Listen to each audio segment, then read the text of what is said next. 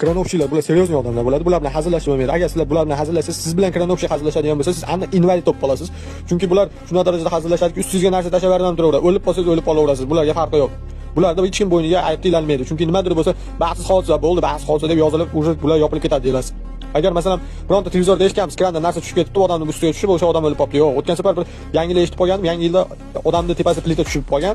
U plita esa kran tepasidan tushgan. Kranovchi hazillashib tashlab yuborgan ekan. Keyin aybni plitaga yuklashardi. Plita qamalib ketdi 15 sutka mana. U kranovchiga esa barcha farqi yo'q. Kranovchi nimadir desa, baxtsiz hodisa edi, bo'ldi, shu bilan kranovchiga hech kim tegmaydi. Kranovchilar oppoq sutga bo'ladi bular. Bular yerdagi farishtalar bo'ladi. Endi duxu bergan mash bo'ladi. Strelani qaranglar, turishini. Ancha munchasiga emas, bunaqa havoda strelani bilan chiqarib qo'yib narsada ishlash. Bu o'zi 20 tonna bo'lsa, bu 100 tondan tepaga qarab ko'tarib yuboryapti. Shu sababdan bular bilan hazillashib yurmaylik, inaytib qolasizlar. Chunki bular qo'rqmaydi. Chunki hech kim bularni aybni bo'yniga ilalmaydi. Kranovchilar biror marta eshitganmisizlar, stroykada krandan mana qanaqa narsa tushib ketdi, odam o'lib qolibdi degan narsa yo'q. Bularda bunaqa narsaga voобще yo'q. Bularda nimadir bo'lsa ham baxtsiz hodisa bo'ldi.